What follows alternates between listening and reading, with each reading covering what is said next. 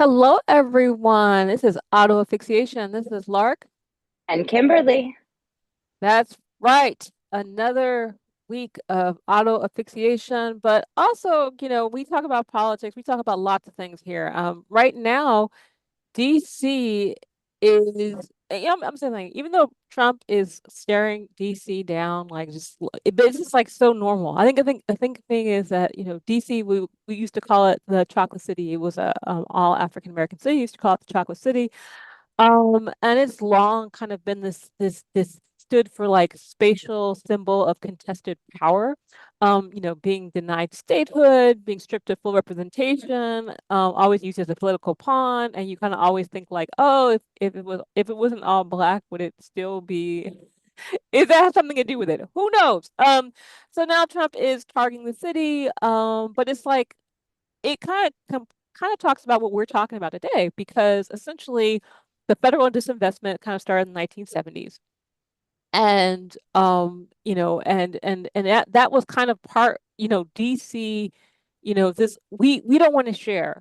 So in the 70s you had these tax revolts, you had them in California, Prop 13. You had them in Massachusetts, but also you just had people kind of going like, I don't want to pay for these other people anymore. And the thing is that, um, you know, and kind of jumping back to Trump for a moment, and DC and them federalizing the police department, if I've gotten that right, federalizing the police department. I think about the end of chattel slavery. And that was kind of like the end of chattel slavery was kind of like the rise of homelessness in the United States. Because essentially after people who were enslaved, and my family was here for 14 generations, so we were enslaved 8 generations. So essentially when they quote when the slaves were freed or freed themselves, depending on who you talk to. Um, Essentially, you can people who used to be like who used to own them, they said, "I'm not going to pay you. I'm not going to pay for something that used to be mine. So screw that. I'm not going to pay you." So then, essentially, if you became homeless, then they started these kind of like vagrant laws. So if you're homeless, they can put you in jail and they put you on the chain gang. Like, see, I told you I wasn't going to pay for you. I just put you in jail. Um, and that has come full circle. I have to say, in the 70s, that was kind of like the beginning, the roaring up of the war on drugs. And, of course, they had the prohibition and all this stuff, but the war on drugs kind of like, oh, the war on drugs, the war on the peace action people, on the anti-war people, the war on the, environmentalists, the war on the Black Panthers, all of those people came together. But in the 70s, people were like, we're done. And both Kimberly and I were like, we were born in the late 70s, and we really got a lot of we missed everything. We I think it's so funny is that I think about my husband who was born in 68, and older generation X people got like essentially got had a lot easier than we had it, especially he was in Wisconsin. I remember when I went to his high school, it was so nice. It was voted as the most beautiful high school. Like I think every year it's been voted as one of the most beautiful high schools, Lincoln High School in Manitowoc, Wisconsin. And he got this amazing education and all these things. And I know that there were certain things in my education that were missing. It's kind of funny because I'm from Los Angeles, and everybody's kind of like, well, of course. But California used to have some of the best schools in the country. And the thing that's weird is that Kimberly, you're in New Jersey. New Jersey actually does have really good school districts, but you were in the one little tiny section. You were in rural New Jersey, which is literally 5% of New Jersey is rural. That's why it was so funny because every time I would say, New Jersey is super urban, and Kimberly's like, "What are you talking about? What are we talking about?" I was like, what do you mean? And I was like, what did you not understand? And then I looked and I was like, oh, you're like literally from the only rural section of New Jersey. Like literally that is like the only rural section of New Jersey is where you grew up, which was weird. I was like, who would have thought? That's just kind of crazy. And my parents moved from the Bronx to that. Like when we first moved to Blairstown, there was only like 2,500 people in the population. That's just that's just wild to me. Yeah, so yeah, that was I mean, and that's the whole thing that's just really interesting is that, your parents kind of tried to provide you with a better life. So they thought like, I'm going to move you to like this rural, like, because rural little house in the prairie, that should be an excellent life for you, and you'll be able to have these old-fashioned American values. We'll be real Americans then, because I think everybody who's not like a WASP, everybody who's not like, didn't come over on the Mayflower, they have that dream like, oh yeah, see, we're going to be real Americans now. You'll We bought a house. My parents bought a house on Main Street. I grew up on Main Street. Like Exactly. So this is like, the parents, our parents really were trying to like live the dream. I mean, I think about, my even on my mother's side of the family, they're fifth generation. My father's side of the family, they were migrants from Mobile, Alabama. Even though like somebody was from Belize, somebody was from China or something like that, but they were from Mobile. I always tell people, you see the movie Sinners? There's Chinese people in there. See, that's what I'm talking about. Like you're like we were confused. I'm like, yeah, I'm still like some rural person, but like not like on my dad's side. And so he went to LA and he just kind of thought, oh, this is going to be like great. You're going to have like this, we had a house, we had this great education, et cetera, et cetera. But by the time I came along with Prop 13 and they had defunded all the schools, so no one could go to public school in Los Angeles. Essentially we had to all go to private school. Because the schools, the classrooms had like 50, 60 kids in them, teachers, like and it was madness. It was just, for a long time growing up in Los Angeles, for a long time, I was like, why? Wh- I was afraid of public school. And the thing that was really weird is when I was first started going out with Chaz, and he was like, public school is for the good kids. The bad kids went to private school because our schools were so good. If you were bad, you had to pay for school. But if you were like good, you just went to public school. And I was like, whoa, that's how it should be. But I was just like, that's wild. Like, I mean, I don't know, like how was your school? Well, I know your schools weren't as funded as well as the um as in urban. And when we say urban, this is not code. I'll tell you when I'm talking about black people, okay? So like, so don't like she means black people. We will just explicitly say that because we're actually talking about the geographic term. So we know that in the urban part, like Montclair, like Glenridge, like those places are urban, even though they get mad when you say it. They were they had more funding for their schools than you guys did in the rural area. And like what was up? Like what was going on with your schools during that time, the 80s? Well, so when we lived in the Bronx, I went to Catholic school. And my parents gave me the choice to go to either public school, which was walkable, like you could walk to school, or they would drive me to the nearest Catholic school. And I wanted to try public school because I thought it was real cool to wear what you wanted rather than have to wear a uniform every day. And you know, the elementary school, like, there were definitive class lines in both the elementary and the high school. The kids that were like the upper class kids, they definitely got more attention, more like, ignoring of their behaviors and whatnot. The lower class kids got targeted more, of which I was one. I didn't really realize that at the time. Um, but and like there was no after school program so much. Like that was in the first high school that I went to. Our marching band was an award-winning marching band. And so was our orchestra. I was part of the orchestra for a short time. But So that part was pretty well funded because they won awards, but there was no after school to speak of unless you were very like heavily involved in electronics or sports.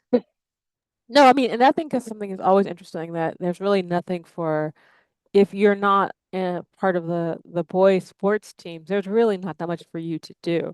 I guess they want to keep boys out of trouble. I don't know what they want us to do. But I think it's just really interesting, like in regards to, yeah, those class lines in high school, and I mean in yeah in high school, in elementary school, and I think that was something that's really weird is that I went to Immaculate Heart High School, which is an all women's, no, sorry, all girls high school in Hollywood. And so a lot of the women there, a lot of the girls there had a lot more money than I did.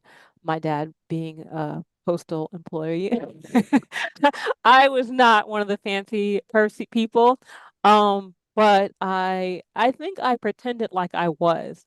I'm not gonna say I was like explicit about it, but I wasn't sure what was going on, but I was like, oh, I need to do this in order for them to think that I'm one of these people.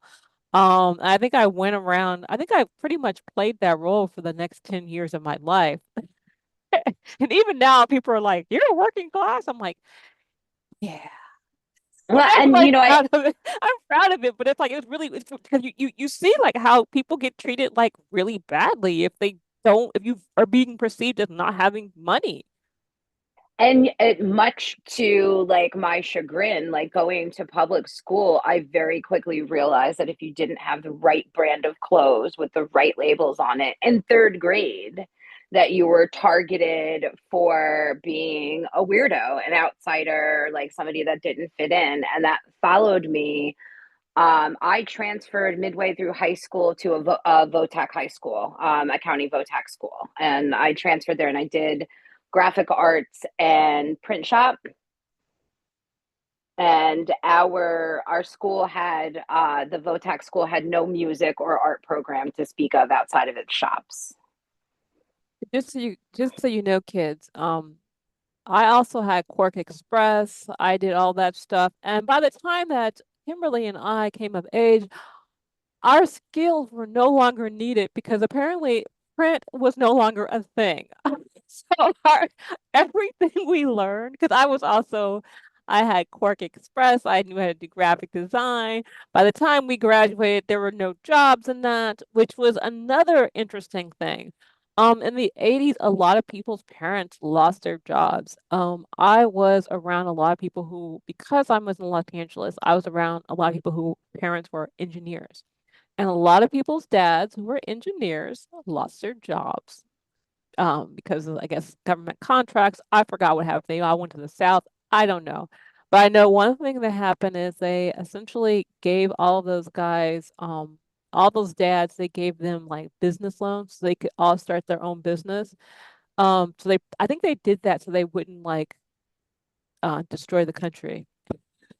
I think they wanted to make them feel like they failed on their own. Like, oh, I tried to start a business. Like, I didn't get fired from my job. I had an opportunity to do this business. A business failed. And so I'm a loser. So that kind of like deflected the government. And plus, two, you don't want somebody building weapons to have resentment towards you. You want them to feel bad about themselves because that's not really a safe place for everyone. I mean, and I think this is something else that people don't really understand. I think a lot of people kind of feel like, oh, it was easier for you. Um, and people don't get that if you were born, the cutoff was 1975. If you didn't get in before 1975, if you weren't alive before then, essentially every pickings were slim. Pickings were slim. People's parents were getting divorced. People's parents were losing their jobs. The schools were all defunded.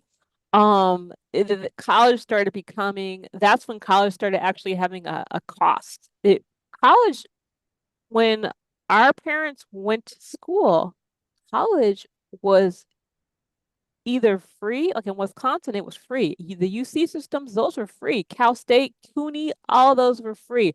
By the time we came of age, it started costing money and they started creating these loans and they started like, it started becoming this thing where, it didn't, people always think, oh, college was always expensive. I'm like, No, it wasn't always expensive. You used to could get yourself a summer job, work that job, and pay for your tuition. By the time we came along, because all these, tax revolts actually defunded the college system. And the thing was like they essentially what they did, what Reagan and all of these people did was they told a lot of people's parents like, oh, these were benefits that were like white only benefits, and now all these people of color are like getting these benefits. And not only that, even some women are like they're getting part of apparently I didn't know like women couldn't go to Rutgers. I thought it was like always co-ed. Apparently Rutgers was only a male only school. I didn't know that.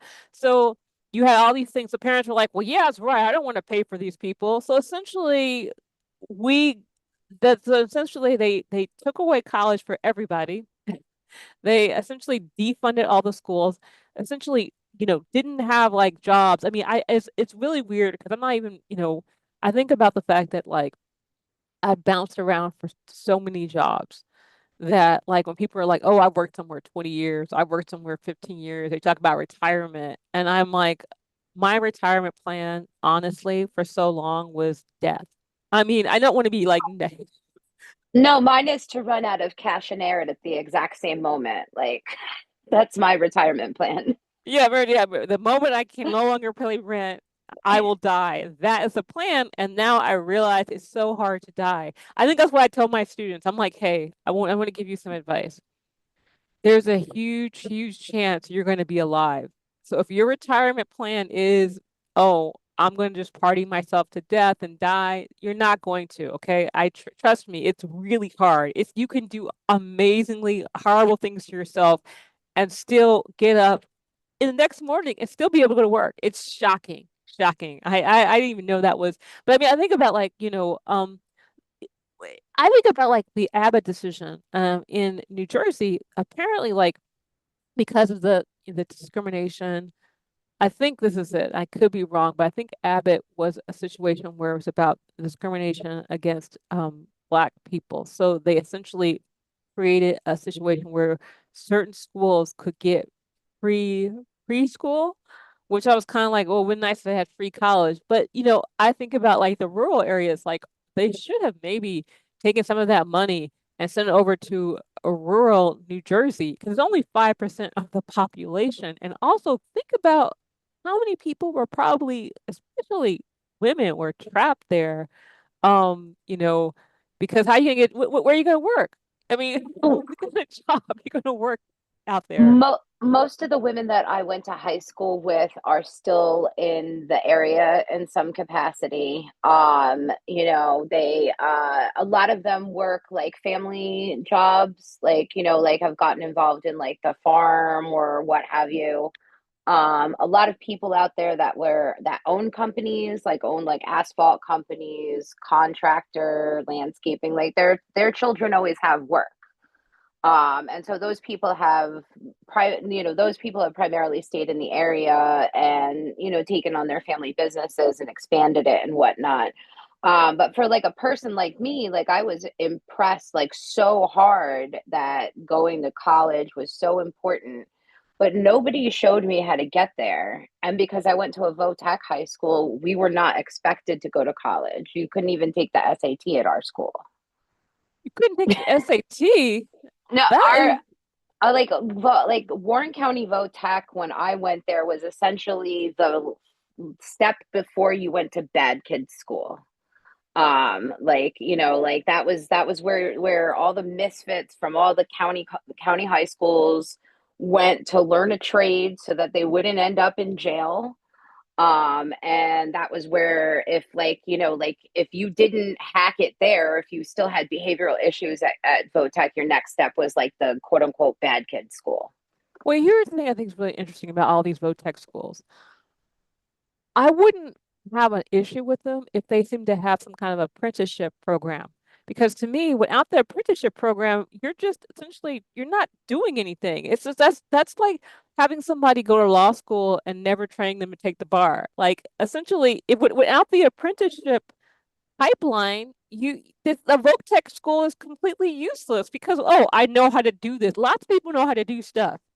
Well, What- A lot of the kids that I went to high school with, like we had a fairly aggressive job placement office. So a lot of the kids that I went to school with that went were in auto construction, welding, cosmetology, like they got jobs right out of high school immediately, making excellent money for like that time. But what about your Uh, job? What I, job did you get?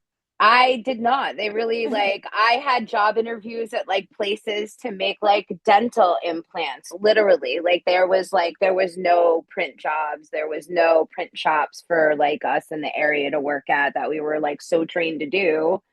And like I ended up working in retail. Yeah, that's what I'm saying. I just feel like there was some kind of disconnect there, and I do feel like it's because you were in a rural area, and because you were, you're a rural area, and you're a woman, and so it's like really, it's like for me, and this is something I've noticed. It seems like if you're like working class and you're a woman, they don't know what to do with you because essentially, like your job is to like watch the kids. And like watch the kid, and it's like they're like, oh no, it's not like that now, but it kind of is, isn't it? It kind of seems like that seems to be like your job, or oh, you can get a job where you watch other people's kids. So it's like that's your choice. Either you're watching your kids or you're watching somebody else's kids. Or you can clean your house or you can clean someone else's house. They don't seem to have a variety of jobs other than cosmetology. Yeah, and like I know that the high school that I went to and graduated from has since expanded vastly, and they have a large college placement program as well, and they have expanded into like performing arts and things like that. And a lot of the county VOTEC schools have, but it's also quite telling that when I went there, while you could not take the SAT, you could take the ASVAB to get entry into the military. That's just really wild to me. And I mean, and also too, I think about in regards to healthcare. And I don't know if people know this, but like I remember just, essentially you just after before Obamacare or what's it called, ABA.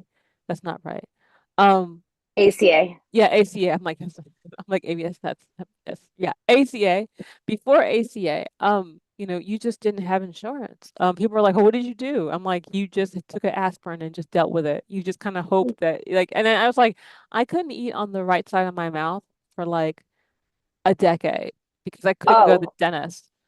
yeah, I've had those struggles as well. I had a doctor that I would see that like would he would like charge you like a flat like $60 and he would give you samples for your prescriptions.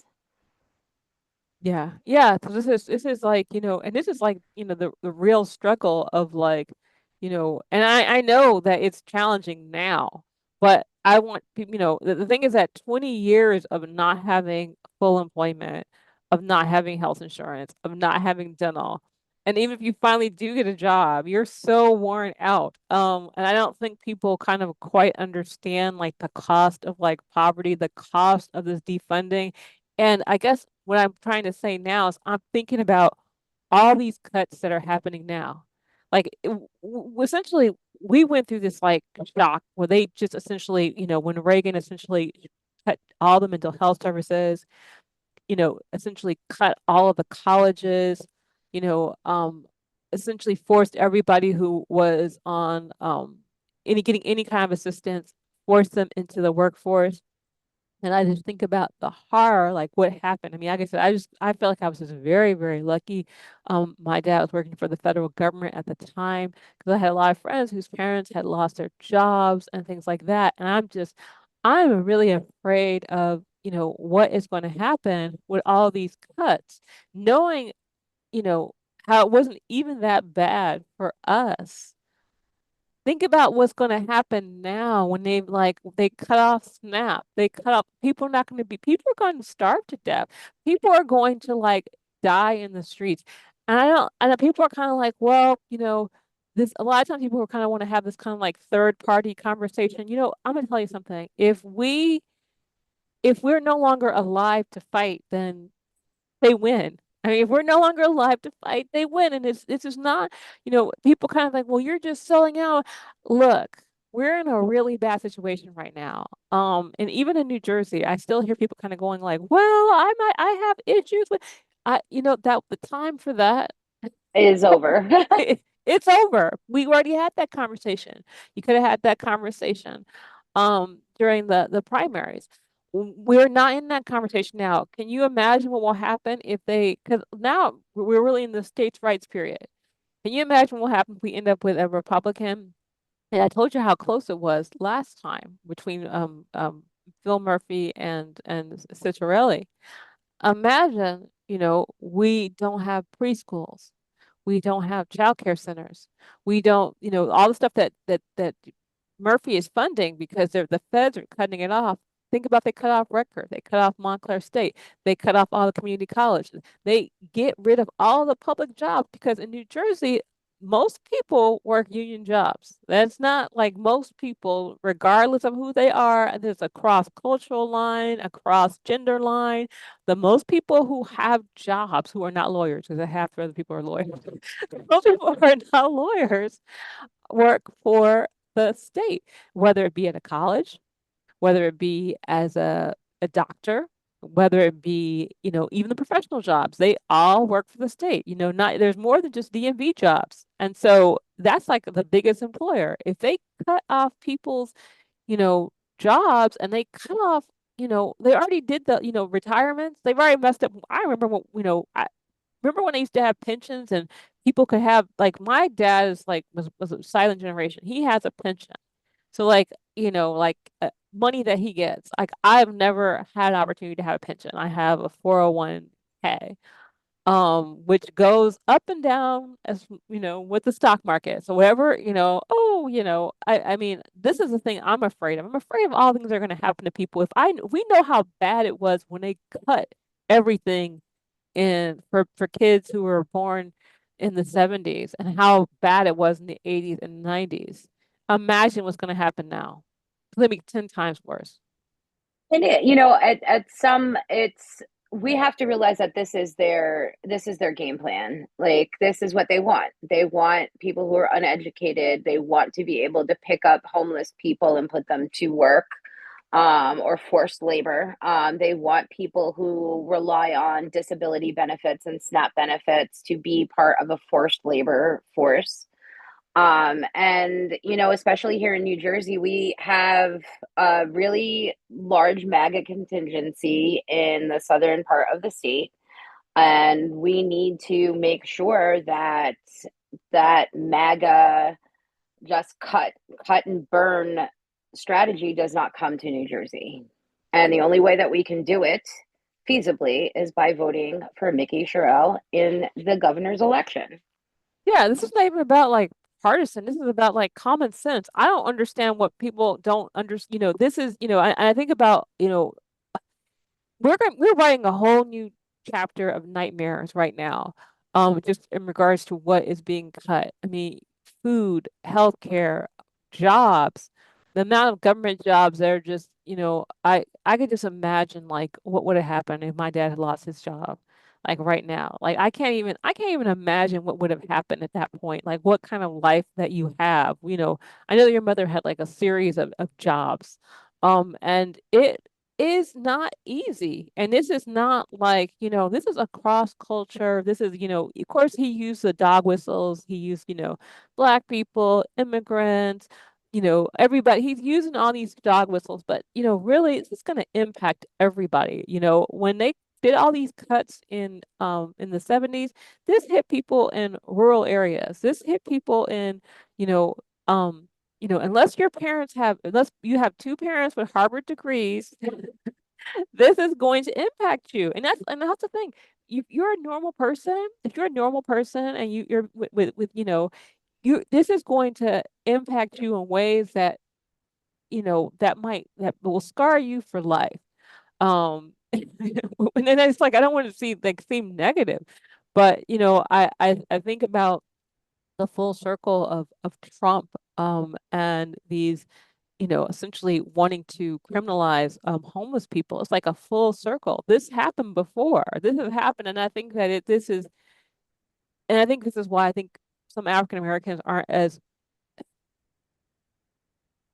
they are upset. Like we're upset, but I feel like it's like, oh yeah, that happened before. Like, so they're like, everybody's just so waiting for stuff. Like now, because people are just kind of like, oh, I knew that was going to come back. So it's like they're happy that at least they were right about it being horrible and it coming back. And I'm like, oh, that's not a good I mean, I guess being right is a way to be happy for a second. But Yeah. but that's not a I don't think that's like a stand you can't I don't know, you can't just get used to like these kinds of horrible things happening. I mean, I get it, but this is horrible and this has to take some kind of emotion to be like, oh, this is not good. Well, and the ripple effect is going to affect every single American. Like, it does not matter what you think, that you might be so insulated from what happens to people out of sight, out of mind. It will affect you in some way, shape, or form somewhere down the line. Do not think that you are immune, because you're not, because it's going to be homeless and mentally ill people one day. It's going to be cracking down on DC and bringing in the National Guard one day, and then the next day, before you know it, it's going to be New York City or another city close to you, or even your small hometown. Yeah, and also too, you people are like, "Oh, I want to have grandkids." You might not have grandkids now. Your grandkids might not happen because your kids don't can't find jobs, and people want your kids to come visit you. They can't because they don't have any money to visit you. So I mean, it's all these like little things that people don't really think about. And with that, we're gonna wrap it up. Is there anything else that you have to say, Kimberly? Get angry and do something about it. Call your representatives. Like, don't look away. Don't become immune to what's happening. Get angry about it and stay angry about it, because we need that energy.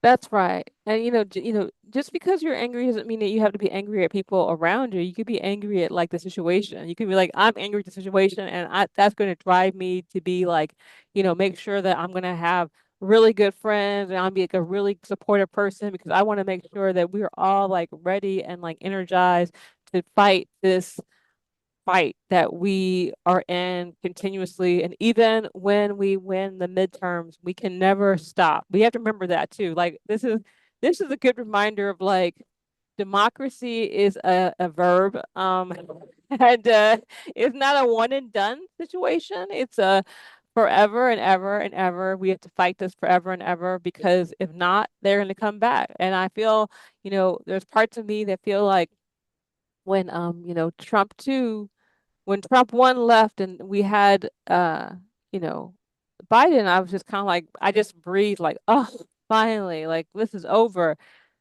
Little did I know the rest of the country is insane. Okay. I'm like, what? How did this happen? Okay. Anyway. So with that, please subscribe and we will talk to you folks later. Thank you for listening.